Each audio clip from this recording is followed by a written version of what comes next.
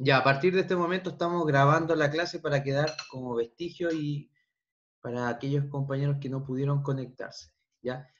Esta clase tiene como propósito darle fin a este periodo que estamos viendo y que estuvimos viendo antes de la pandemia, que es el periodo o el mundo entre guerras. ¿Ya? El periodo, como dice ahí, entre 1919 al finalizar la Primera Guerra Mundial y 1939, que es la antesala de la Segunda Guerra Mundial.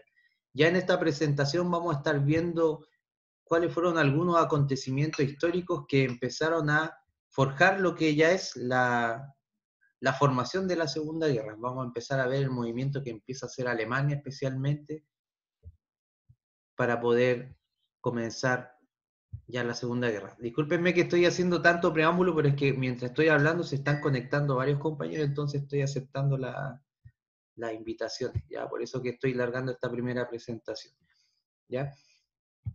Ahora sí. Bueno, este es como el esquema cronológico que estamos utilizando, ¿cierto? Que lo hemos presentado en las otras presentaciones, que tienen que ver con las crisis económicas después de la guerra, de la caída de la bolsa de valores de Wall Street.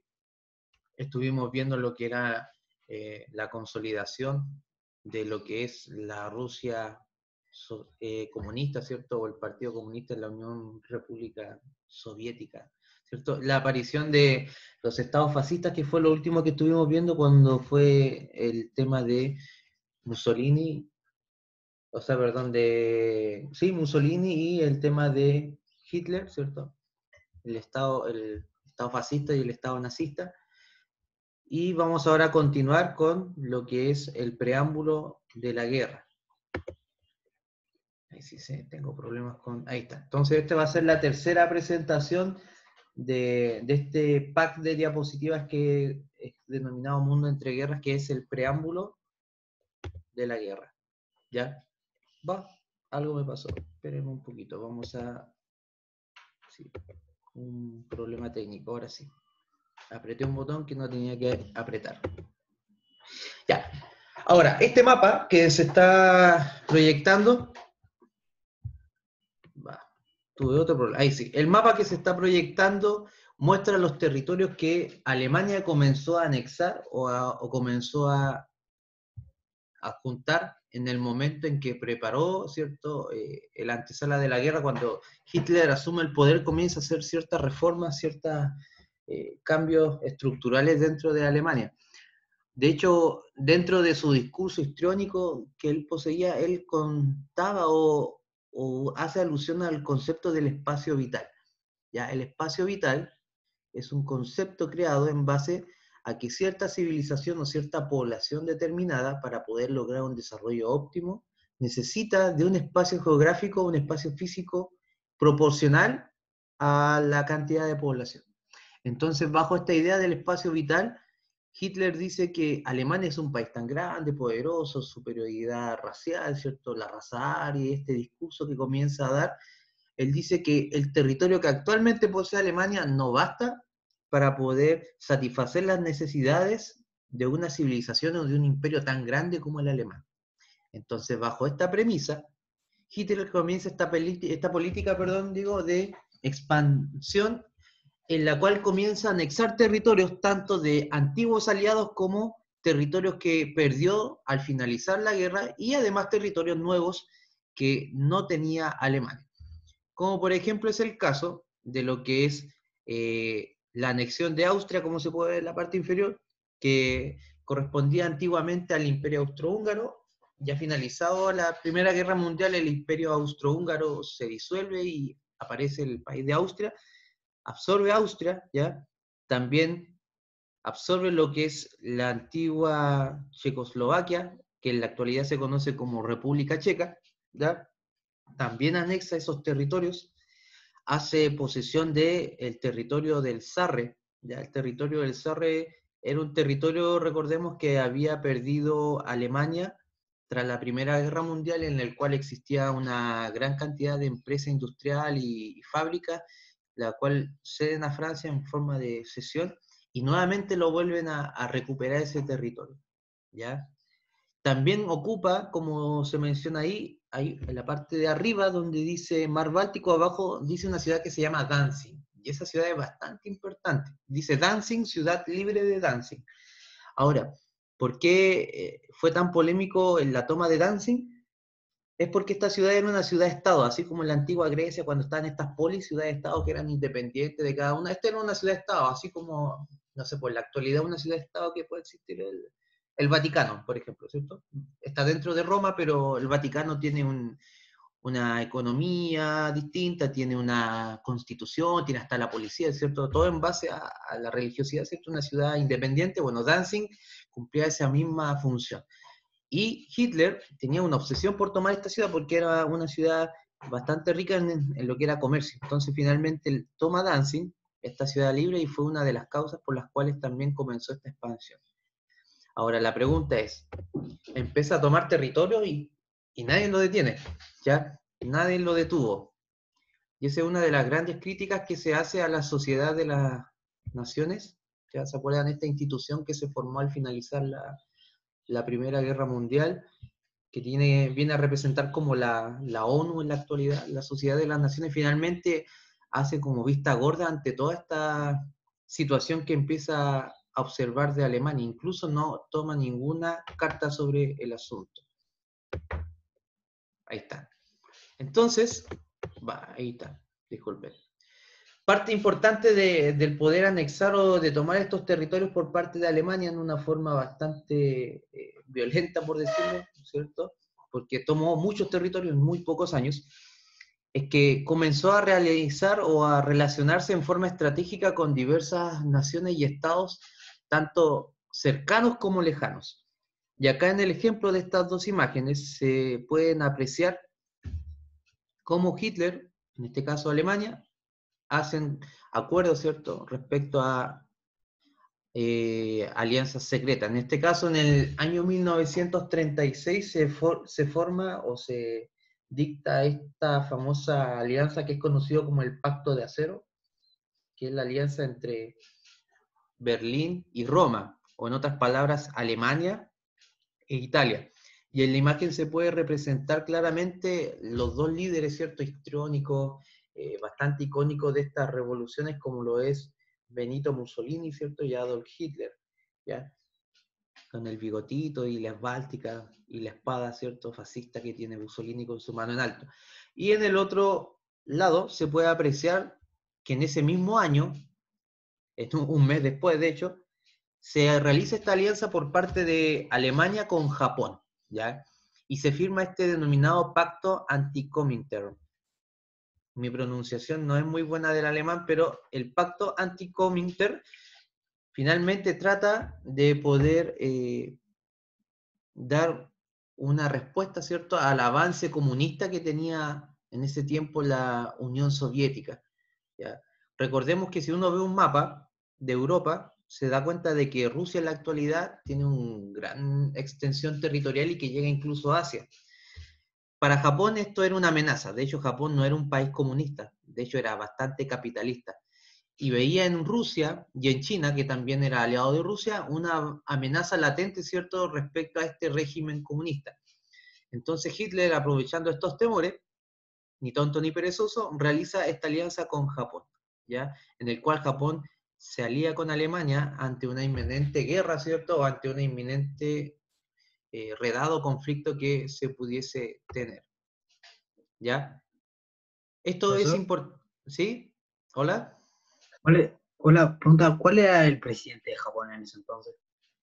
Ya, mira, no te voy a mentir, el presidente de Japón, para empezar, no tenían presidente, ya tenían un sistema, este sistema antiguo que era el de las dinastías, donde existía un emperador, ya, y la persona que se puede observar ahí no creo que sea el emperador, sino más bien un primer ministro, desconozco el nombre, pero el sistema político de Japón no tiene que ver con un sistema democrático como nosotros teníamos en ese tiempo, era en base a un emperador, ¿cierto?, a la figura de un ser supremo y que tenía un representante político que en este caso es el primer ministro, ¿ya?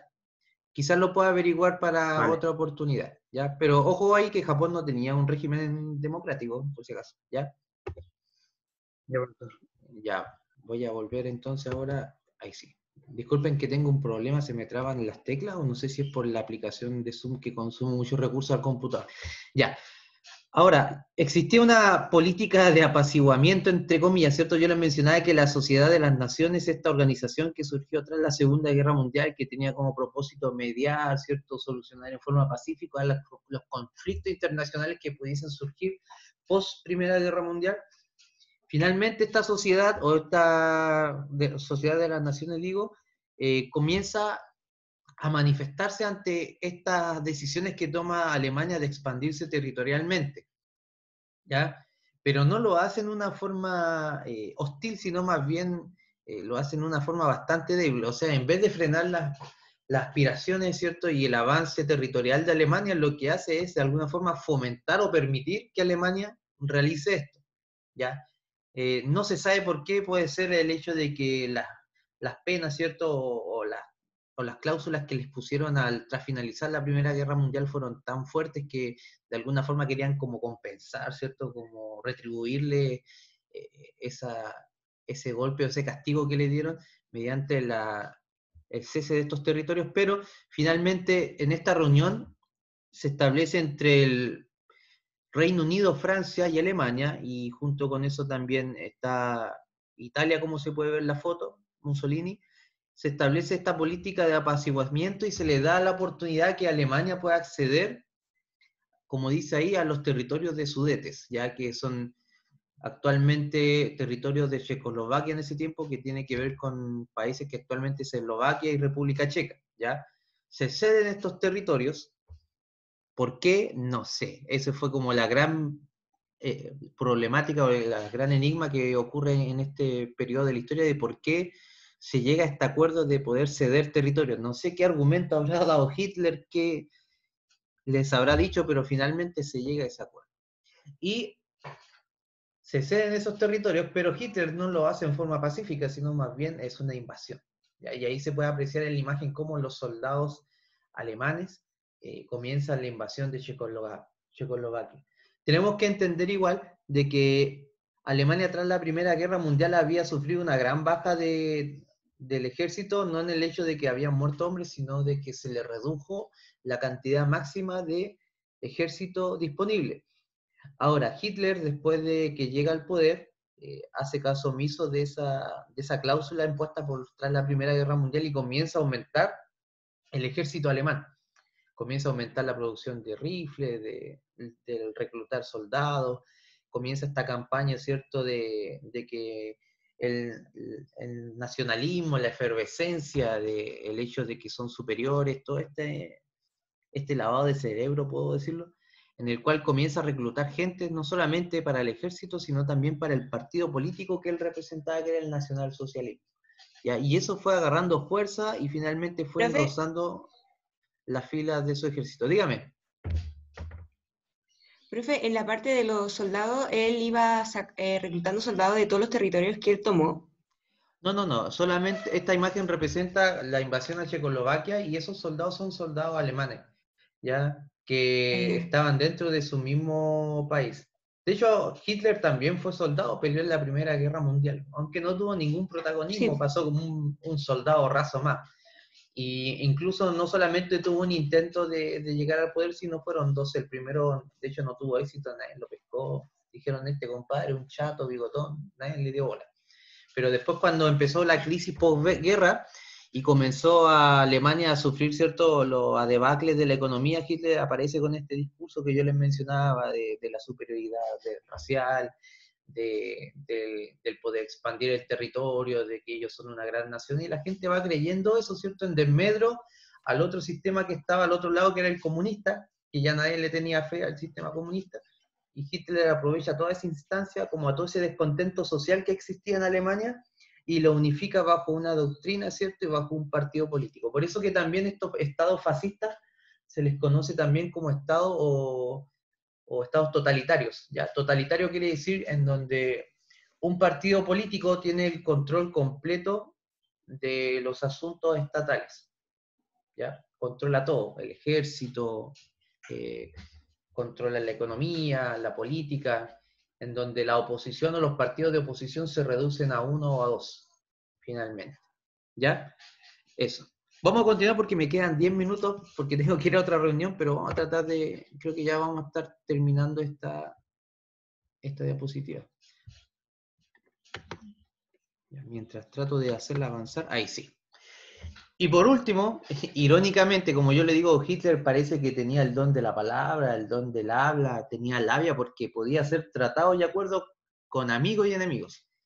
¿Se acuerdan que les dije que el pacto anti-Comintern era un pacto entre Japón y Alemania que era básicamente un pacto para poder contraatacar o estar en contra de la Unión Soviética, contra el comunismo? Bueno, Hitler también hace un tratado con los soviéticos, increíblemente. Ahora este tratado básicamente no era un tratado económico ni de cooperación, sino era un tratado respecto a la distribución de territorios, principalmente el territorio de Polonia y de Danzig. Bueno, Danzig finalmente queda para Alemania, pero Polonia se la distribuyen entre ellos ya en este acuerdo que ellos tuvieron, como dice ahí, en agosto del 39. Finalmente, el plan de Hitler era expandirse territorialmente y para poder dejar contento a Rusia, que iba a ser su país vecino tras esta expansión, dice, ¿sabes qué? Mira, está este país, principalmente Polonia, hagamos lo siguiente, yo me quedo con Polonia del Este y tú te quedas con Polonia del Oeste, por decir una cosa. O viceversa, tú te quedas con Polonia del Este y yo con la Polonia del Oeste. Y Rusia queda bastante conforme con este trato y así evitó de que Rusia, al comenzar la Segunda Guerra Mundial, pudiese entrometerse, ¿cierto?, en contra de Alemania.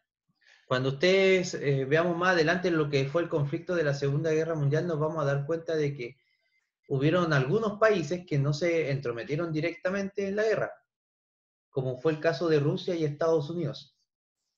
Ahora, con el tiempo se entrometieron cuando vieron sus intereses comprometidos, en el caso de Rusia principalmente. ¿Ya? Nicolás, usted levantó la mano.